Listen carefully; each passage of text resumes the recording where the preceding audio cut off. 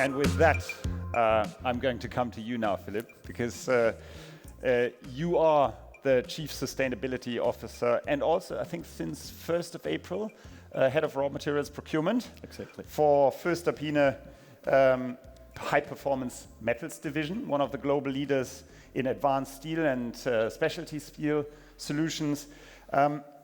You had over a decade of experience already in the automotive and steel industry, had roles in business optimization, circular economy initiatives leading there.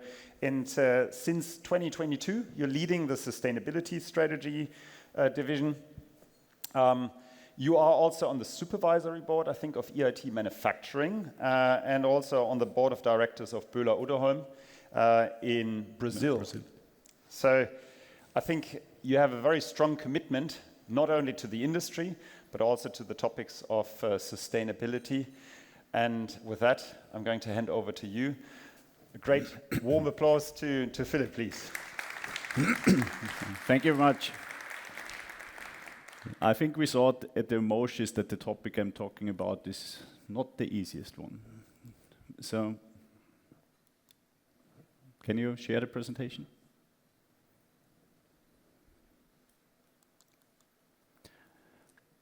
Sebastian called me roughly 12 months ago if I want to talk about the topic sustainability and competitive advantage. 12 months ago, the world looked a little bit different. No Trump in US.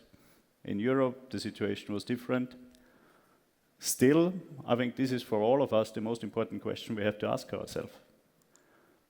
And we do this every day, because if we don't manage this, sustainability will not work in the context we want to have it.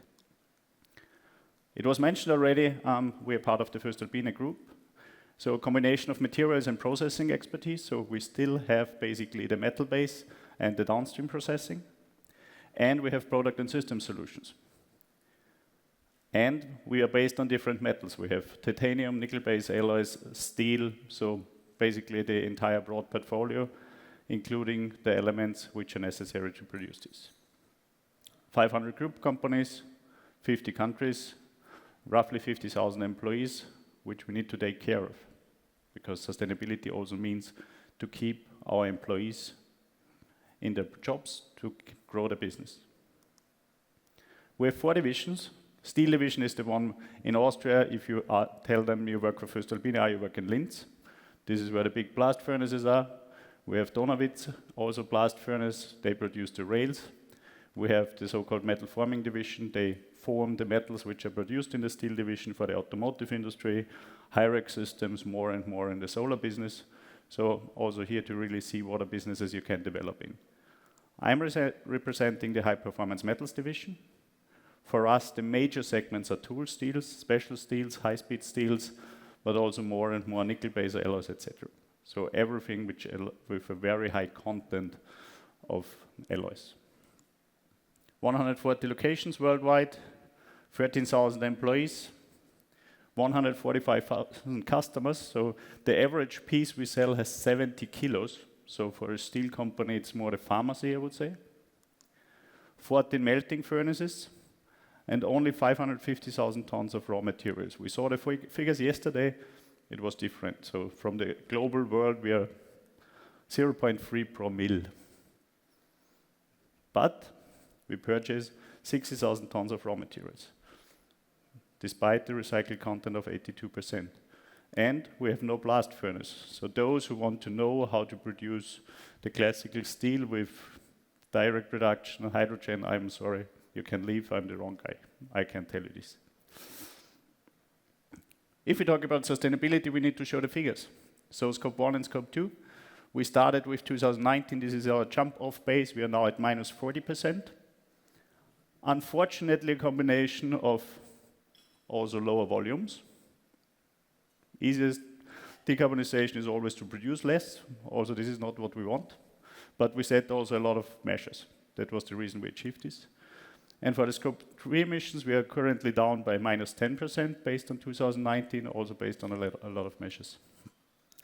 The target, in our case, is 2029, minus 50% Scope 1 and Scope 2, where we're really positive to reach this target. Scope 3 minus 25%. Also here, I'm fully dedicated that this will be achievable with our supply base. So answering the question, sustainability as a competitive advantage. First of all, you have to answer for yourself, and this is, I think, rather different for everyone. What is sustainability? And what are the drivers? In Europe, we strongly see a regulatory-driven sustainability. If I would ask, maybe you know 50%, I guess, of them. Some experts maybe know all of them. There is a variety of legislations in Europe. Different aspects, supply chain, reporting, how you can do marketing, the green claims, the European approach. I think you all know this. So in Europe, we a lot talk about ESG, environmental, social, governance.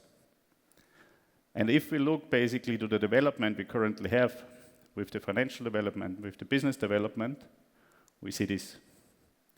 We see sustainability KPIs going up, financial KPIs going down.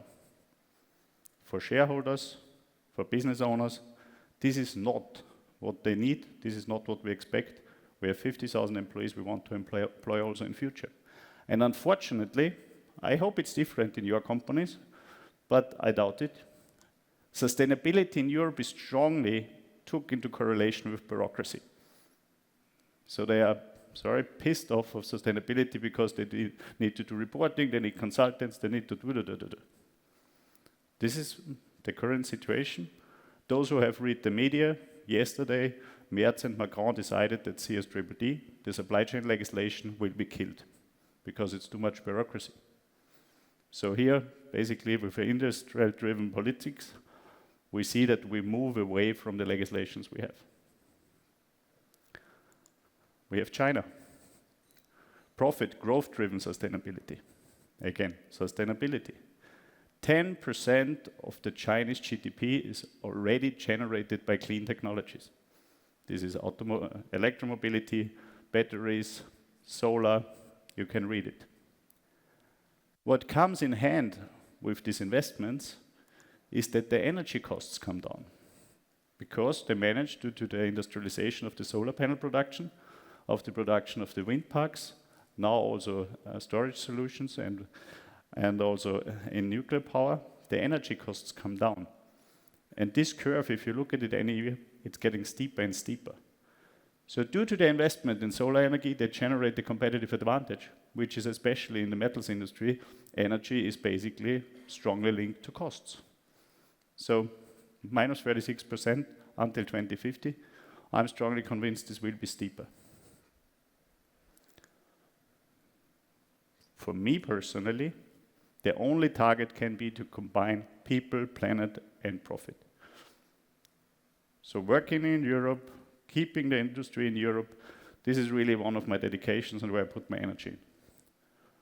We need to get the people in the jobs. We need to have industrialization in Europe to keep our wealth, however you want to call it, the way of living. So we couldn't afford a meeting like this if there's no industry in Europe. I think we need to be aware of this, how important this is, and I'm fully convinced everyone here is. And we strongly believe with this combination we can bring up the sustainability KPIs and we can bring up the financial KPIs. This is my strong belief. But how to do it? We found our approach, and I'm happy to share this. It's not the copy and paste because every company needs to find their positioning in the value chain, what are their levers, what are their drivers, to really also embed this. And this is not the end of the journey. We are basically all the time updating, trying to find new edges to this. We call it Inspire, Sustainable Performance. So our vision is we make performance sustainable. We need the performance, we need to get more competitive, but it needs to be combined with sustainability. And the we is because we believe it's only possible with collaboration along the value chain. With the old linear model, I sell something, the other one buys it, they sell something, the other one buys it and throws it away. There are certain limitations. We tried this now for 70 plus years. I think there have been good success. We need to think differently now. So we put up the sustainability organization in 2022, as it was mentioned. circular economy for secondary raw materials, climate impact Scope 1 and Scope 2, sustainable sourcing, Scope 3 and ESG conformity, and we have also social impact for health and safety in DIY. This is the reporting view. And now we translated this into the basically business view. Circular economy is strongly linked to supply security. We see for all those raw materials a very high tendency that we can't have it in the future anymore, be it because there are scarce resources, or they are coming from China and they have certain legislation, or other things. Cost savings on alloys. If you bring the material in the loop, you can save money, so competitive advantage. And last but not least, if you don't generate waste, you reduce landfill. In Austria, we have something called Altsack. I don't know if it is similar in Germany. If you put something on the landfill, you have to pay taxes for it.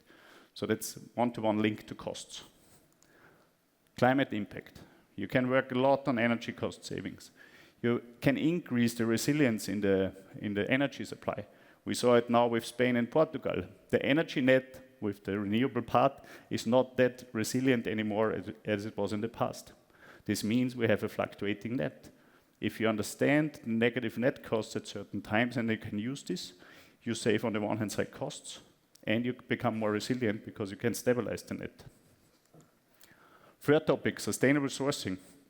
CSDDD was killed yesterday, so the legislation will get lower.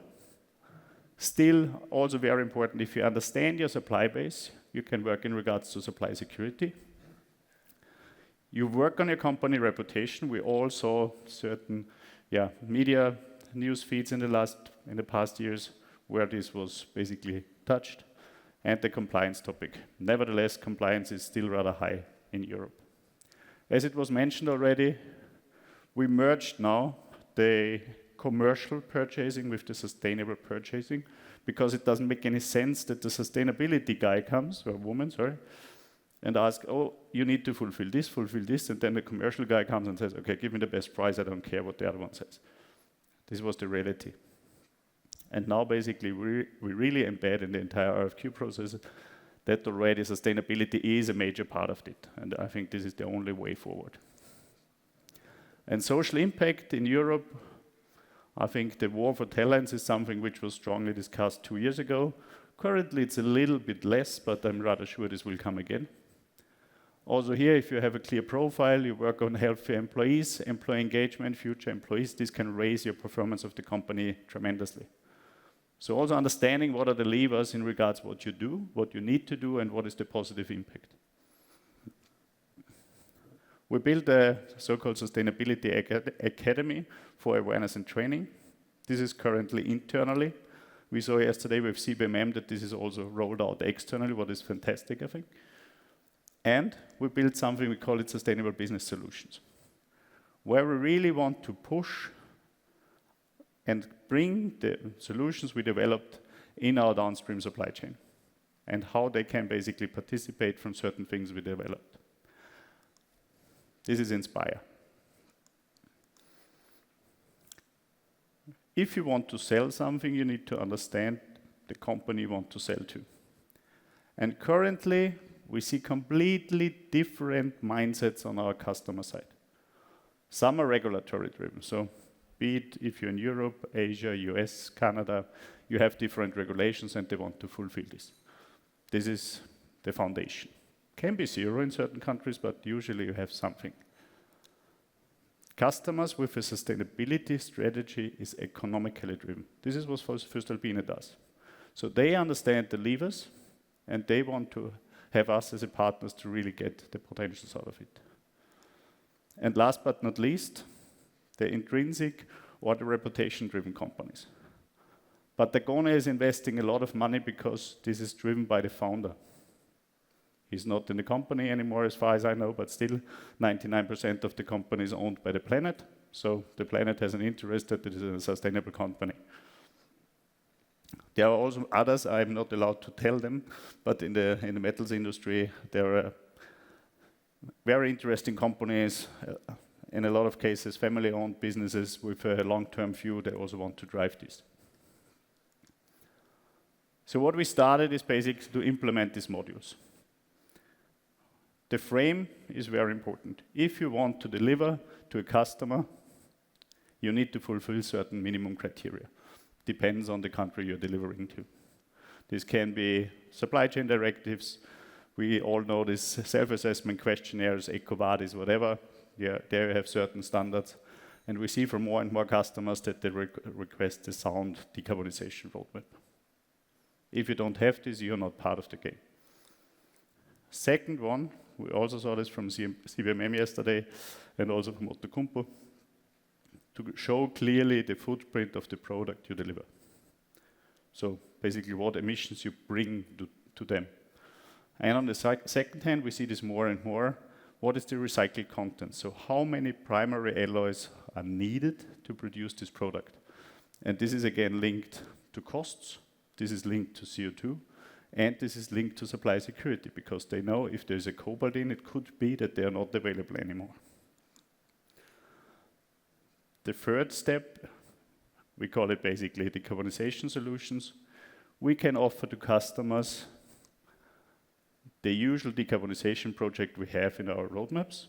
If some want to go faster because they're intrinsic driven, they can pay a premium and get a lower CO2 footprint. It would be possible to produce everything with hydrogen, but nobody would buy it because it would be way too expensive. So you also always have to find the right customers. And on the other hand side, we are working a lot in the tool steel area. So we sell products which are used to produce other products.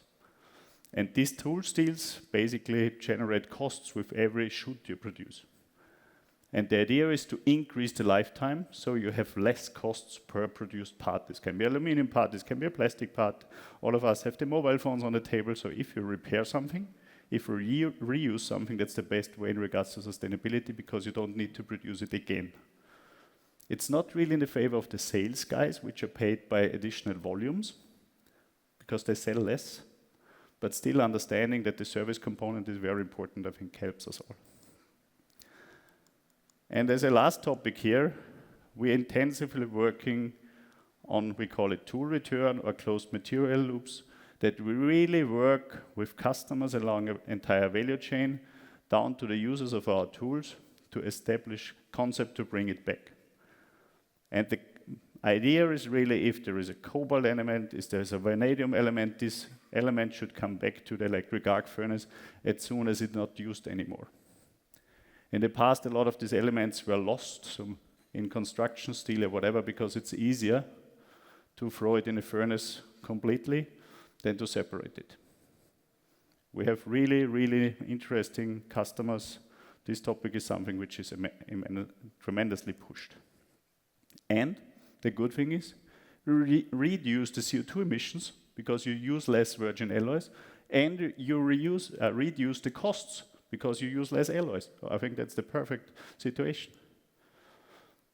And last but not least, the tip of the pyramid, we call it TCO2. Maybe all of you know TCO, so total cost of ownership. We translated this to the CO2 part. So if I produce one part of aluminium, you know it's €5 per piece and 17 kilograms CO2 per piece. And this is what needs to come down. And to do this, you really need to understand the value chain. You need to understand your impact on the value chain. And what you can see here, number one, the impact from us is roughly 2 to 5%. So sometimes they say that's neglectable. The impact from the energy is 10 to 15%. This is something they're discussing. And the impact from the direct material, this can be aluminium, this can be plastic, is 60 to 70%. But providing this transparency and discussing with them how you can influence with better lifetime, with lower rejections, with a higher yield, then they understand, okay, this is really interconnected. And again, you can reduce costs and you can reduce CO2 per part. And this is really the sweet spot again. Just one example, this is for aluminum die casting. This was a tool produced in the beginning conventionally, then 3D printed. You see basically the temperature pattern. The lifetime of the tool increased by 150%, so 2.5 basically. Less scrap rate. So you use less tools to produce the same, save CO2. So you save 6 tons of CO2 in the value chain to produce 600,000 parts, and the energy consumption goes down, so you, in the production, you save 60 tons of CO2. And this is only possible with an intense collaboration and the trust that if we work together, we can achieve more than having only the cheapest price in the pre-material. And this is a mindset change we are going through currently. So what is the conclusion to this entire topic? Sustainability is a competitive advantage, yes, but there are certain frame conditions to be fulfilled. Transparency on company and product level exists to identify the relevant levers. If you don't have this transparency, you will not know what to touch. So on the cost side, the same. We did this with operational excellence. It's with CO2 completely the same. Existing system boundaries, economic and ecological, are removed. I know we have compliance. We heard this now. That's a little bit against the European mindset. And we have all our fence where we are really comfortable. But if we want to work together, we identify this potential. That's key. The collaboration along the value chain, I mentioned 2 examples, understand really the impact at the end customer. Again, here it's against the mindset of linear economy because everyone wants to sell a lot of material, everyone wants to machine a lot.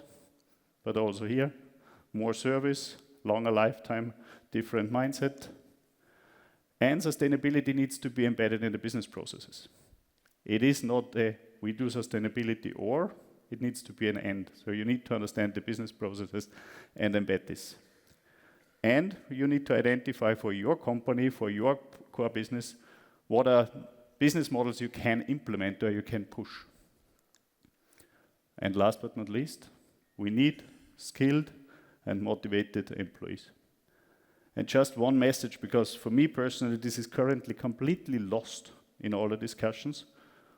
Why we discuss about sustainability? Why is a guy standing here having 25 minutes to discuss about sustainability? Is it really only on the business aspect? Why this topic has such a high importance for all of us? And you might have seen this. This is the tipping points. So on the world, there are a lot of tipping points, be it in the Arctic, Antarctic, Amazon forest, with certain temperatures. There will be basically non-renewable changes. And you all know your birth date, so if you remember back, you will hopefully not yet, but a little bit later. This is the development, and I think all of us from a certain age, we will remember our youth, remember when we grew up, how was the winters, how was the summers. And this is the development, so mine is already over, and this is the development of the last years. This is measured data. You can argue if climate change is real or not, I don't care, but this is the data which is measured. This is the development. If it is rainy outside or in Antarctica we have 100,000 tons more of ice, this is the temperature development globally. And this will impact all of us, our kids, our grandchildren. And I think this is what should be really the driver, and we need to translate it to competitive advantage to make it happen. So thank you very much.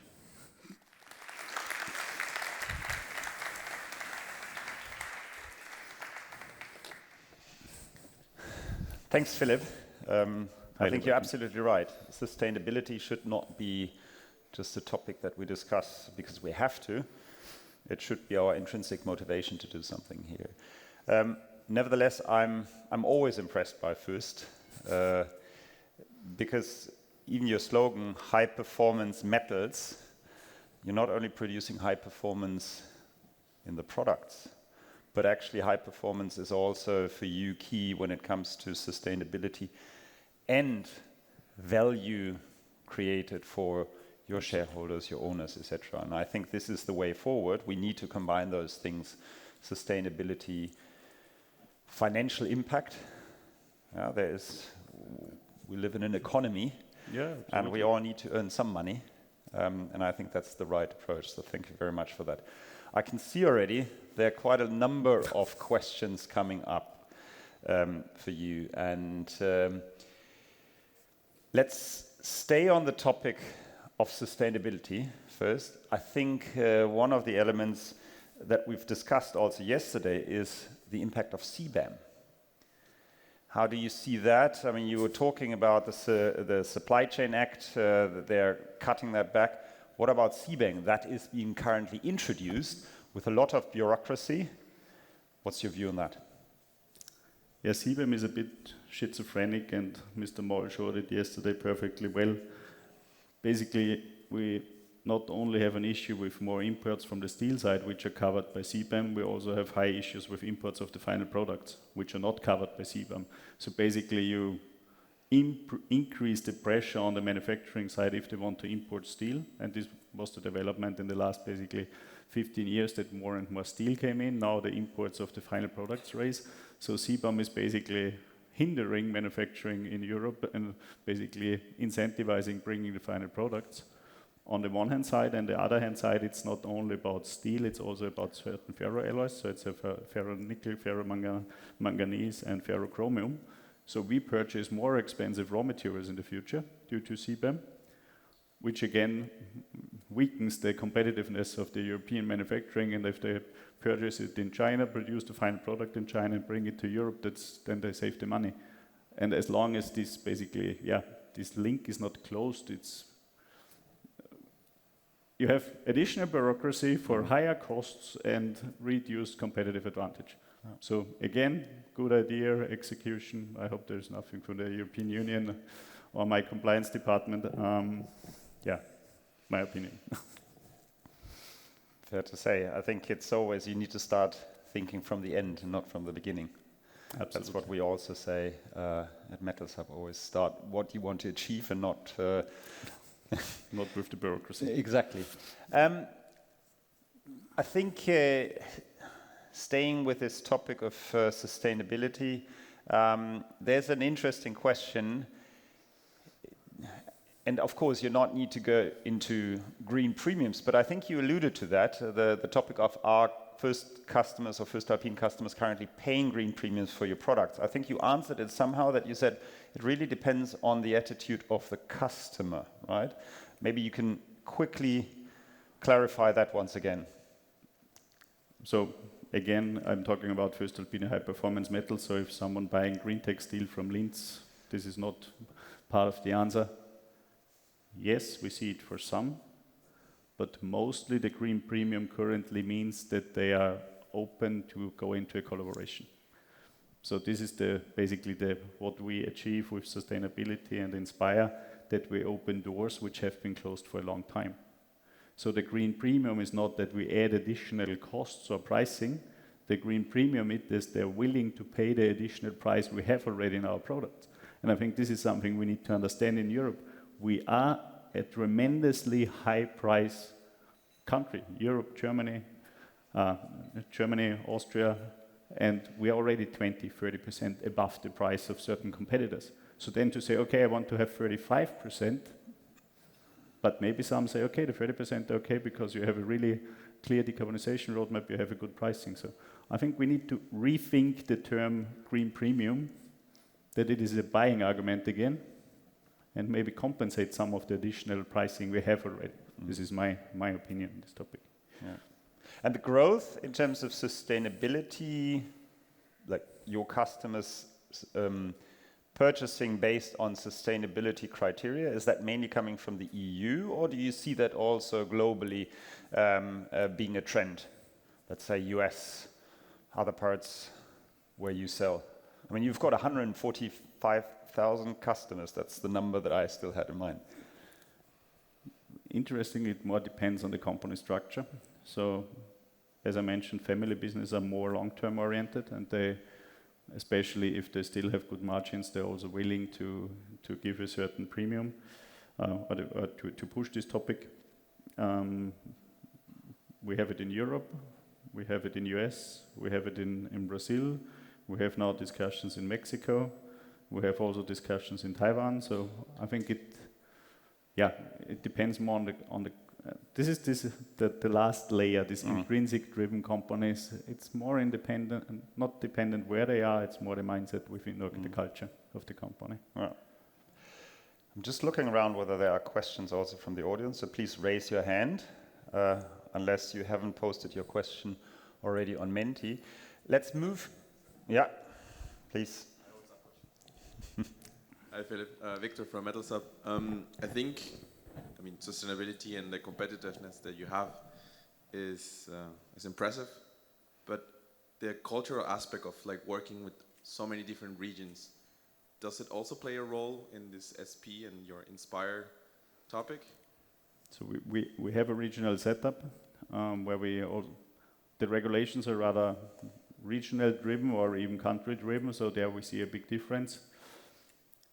Also the levers you can address are different in the regions. So what we currently see in China, and maybe the colleague from China can elaborate on this, China is currently more driving the entire topic than US and Europe.